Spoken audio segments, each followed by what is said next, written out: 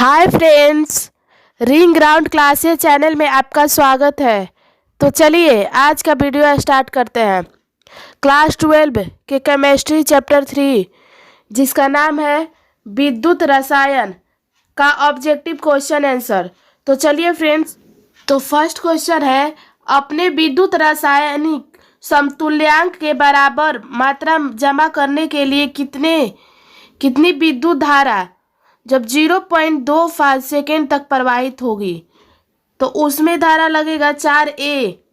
इसका right answer हो जाता है ऑप्शन बी। चलिए नेक्स्ट क्वेश्चन है, विशिष्ट चालकता की इकाई होती है। जो विशिष्ट चालकता है इसका इकाई ओम इनवर्स सेंटीमीटर इनवर्स होता है। इसका राइट आंसर हो जाएगा ऑप्शन सी। चलिए नेक्स्ट क्वेश्चन है, किसी पदार्थ की अभिक्रिया की क्रिया निम्नलिखित में किस पर निर्भर करती है? तो वो निर्भर करती है सक्रिय मात्रा पर। इसका राइट आंसर हो जाता है ऑप्शन डी। चलिए नेक्स्ट क्वेश्चन, डैनियल सेल में होने वाली सेल अभिक्रिया है। जो डैनियल सेल है उसमें होता है Zn प्लस Cu के पावर 2 प्लस और बनता है Zn2 प्लस Cu। इसका राइट आंसर हो जाता है ऑप्शन सी। चलिए नेक्स्ट क्वेश्चन, चांदी का घूंघट से 108 ग्राम चांदी मुक्त करने के लिए विमुक्त धारा की जो मात्रा आवश्यकता होती है वह है। जब चांदी का घूंघट अगर 108 ग्राम चांदी उसमें से मुक्त होती है तो उस पूछा जा रहा है विद्युत धारा कितना, उसमें विद्युत धारा कितना आवश्यकता होगी, तो वो हो जाता है 1 फैराडे का। इसका राइट आंसर हो जाएगा ऑप्शन सी। चलिए नेक्स्ट क्वेश्चन है, वैद्युत अपघटन की क्रिया में कैथोड पर होती है। तो जो कैथोड पर होता है वो हो जाता है अवकरण। कैथोड पर अवकरण होता है। प्रथम कोटि की कोई अभिक्रिया 32 मिनट में 75% पूरी हो जाती है, उसके 50% पूरा होने में कितना समय लगेगा? तो वो लगेगा 16 मिनट। इसका राइट आंसर हो जाएगा ऑप्शन ए। चलिए नेक्स्ट क्वेश्चन है, ABC और D धातुओं के मानक इलेक्ट्रोड क्रमशः दिया हुआ है -3.05, फिर -1.66, -0.40 और +0.8 वोल्ट है। इनमें किस धातु की अपकरण क्षमता सबसे अधिक होगी? तो ये जो पूछा जा रहा है 4 धातु और उसका मान भी दिया हुआ है, तो सबसे अधिक क्षमता किसकी होगी? तो वो हो जाता है ए की। ए का हो जाएगा -3.05। इसका राइट आंसर हो जाएगा ऑप्शन ए। चलिए नेक्स्ट क्वेश्चन है, निम्नलिखित में कौन सा सेल हाइड्रोजन एवं ऑक्सीजन के रासायनिक ऊर्जा को विद्युत ऊर्जा में बदलता है? तो जो सेल है वो है ईंधन सेल। ईंधन सेल जो होता है रासायनिक ऊर्जा को विद्युत ऊर्जा में बदल देता है। तो इसका राइट आंसर हो जाता है ऑप्शन सी। चलिए नेक्स्ट क्वेश्चन है, निम्न में से कौन सर्वाधिक ऑक्सीजन अवस्था प्रदर्शित करता है? ऑक्सीकरण अवस्था को प्रदर्शित करता है, तो वो हो जाता है Mn। इसका राइट आंसर हो जाएगा ऑप्शन डी। चलिए नेक्स्ट क्वेश्चन है, प्लेटिनम इलेक्ट्रोड का इस्तेमाल करके तनु H और SO का विद्युत अपघटन करने पर एनोड पर कौन सी गैस मुक्त होगी? तो जो एनोड पूछा जा रहा है उस पर O2 ऑक्सीजन मुक्त होगी। इसका राइट आंसर हो जाता है ऑप्शन बी। चलिए नेक्स्ट क्वेश्चन है, cell Zn AnSO4 CuSO4 Cu का विद्युत वाहक बल 1.10 वोल्ट है, तो उसका कैथोड हो जाएगा Cu। इसका राइट आंसर हो जाता है ऑप्शन बी। निम्नलिखित में कौन द्वितीयक सेल है? जो द्वितीयक सेल है वो पूछा जा रहा है, तो वो हो जाता है लेड स्टोरेज बैटरी, क्योंकि ये है द्वितीय सेल। इसका राइट आंसर हो जाएगा ऑप्शन बी। नेक्स्ट क्वेश्चन है, 1 फैराडे का विद्युत CuSO4 के घोल में कितना ग्राम तांबा मुक्त करता है? तो जो तांबा पूछा जाए वो हो जाएगा 31.75। इसका राइट आंसर हो जाएगा ऑप्शन बी। निम्न में से कौन लेथेनाइड अनुचुंबकीय है? तो वो हो जाता है EU। इसका राइट आंसर हो जाएगा ऑप्शन सी। चलिए नेक्स्ट क्वेश्चन है, प्लेटिनम इलेक्ट्रोड पर आयन पहले अपचयित होता है, तो पहले आयनन किस पे होगा, वो होता है Zn प्लस प्लस से। इसका राइट आंसर हो जाएगा ऑप्शन ए। चलिए नेक्स्ट क्वेश्चन है, निम्नलिखित में से कौन सी प्रतिक्रिया संभव नहीं है। तो जो ये पूछा जा रहा है वो हो जाता है CaO plus H2 plus Ca plus H2O।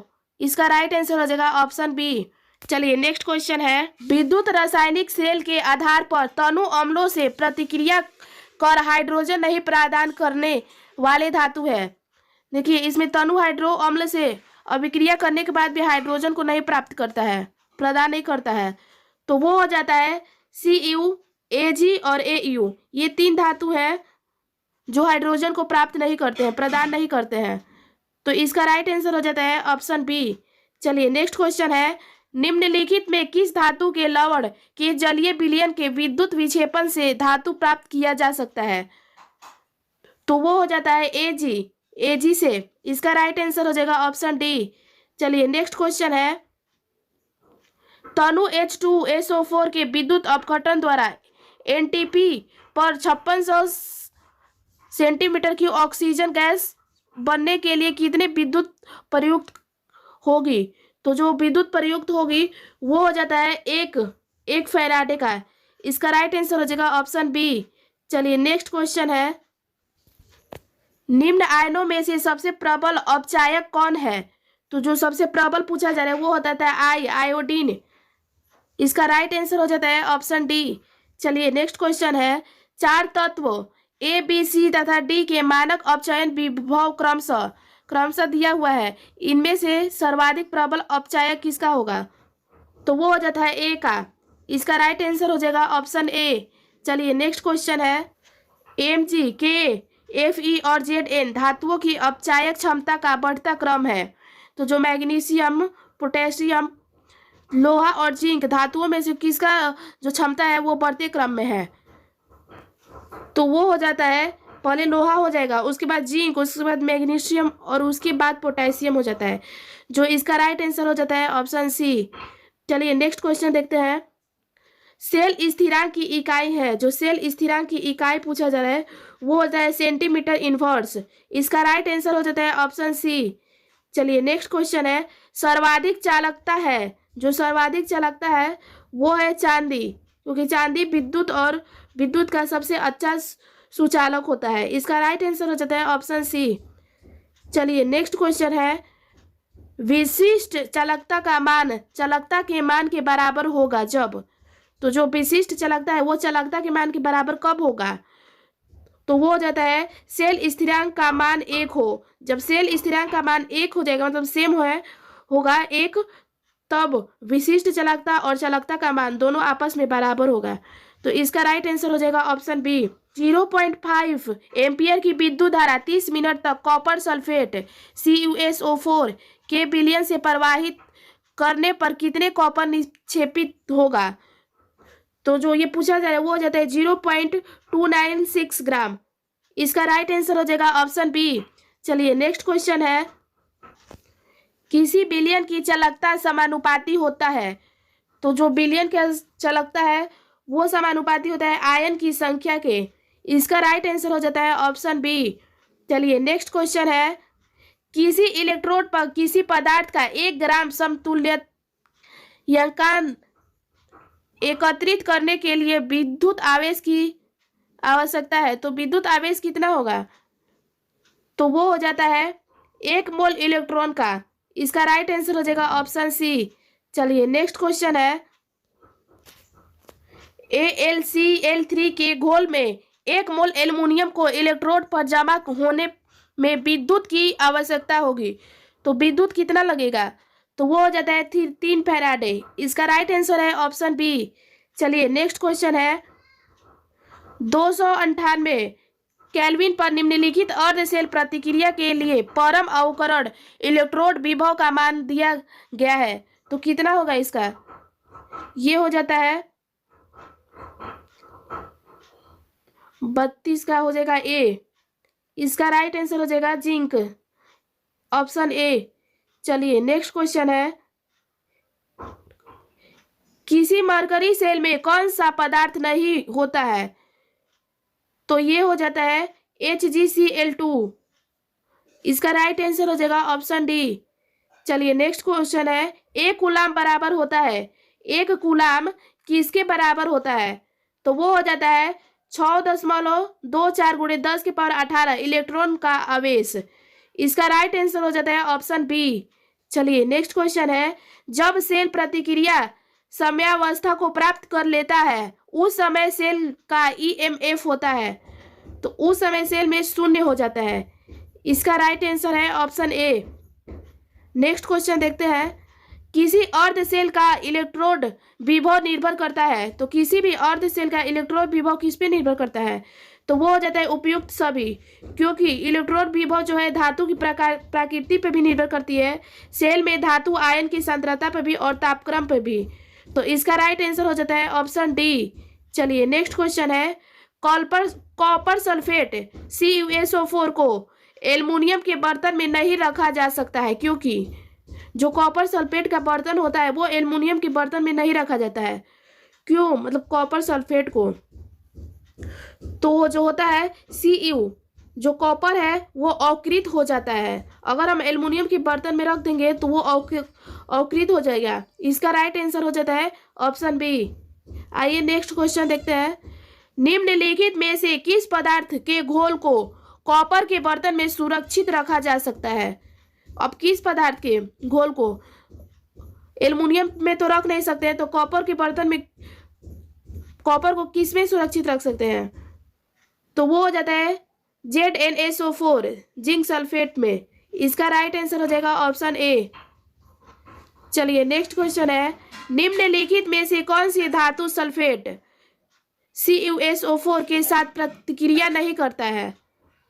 तो जो प्रतिक्रिया है वो Ag नहीं करता है।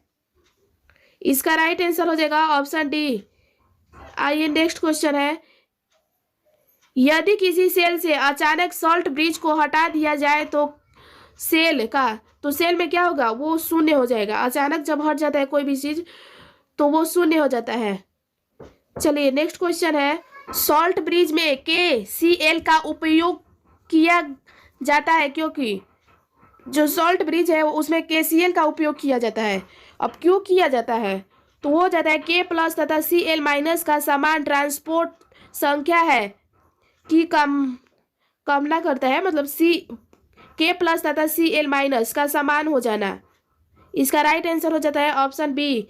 आइए नेक्स्ट क्वेश्चन है, ZnCuSO4 सेल के लिए कौन सा कथन सत्य है?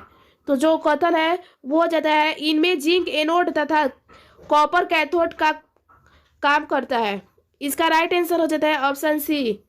चलिए नेक्स्ट क्वेश्चन है, 96,500 कूलम CuSO4 के विलयन से मुक्त करता है, तो क्या मुक्त करता है? ये हो जाता है 31.76 ग्राम तांबा को मुक्त करता है। इसका राइट आंसर हो जाएगा ऑप्शन बी। चलिए नेक्स्ट क्वेश्चन है, विद्युत की वह मात्रा जो AgNO3 के घोल में से 108 ग्राम Ag जमा कर सकता है, तो वो हो जाता है 1 फैराडे। इसका राइट आंसर हो जाएगा ऑप्शन ए। चलिए नेक्स्ट क्वेश्चन है, निम्नलिखित में से कौन द्वितीयक सेल है? जो द्वितीयक सेल पूछा जा रहा है वो हो जाता है लेड स्टोरेज बैटरी, ये है द्वितीयक सेल। और प्राथमिक सेल में लेक्लाइन लांच सेल भी आता है, तो इसका राइट आंसर हो जाएगा ऑप्शन बी। चलिए नेक्स्ट क्वेश्चन है, निम्न में से कौन सा सबसे शक्तिशाली ऑक्सीकरण है?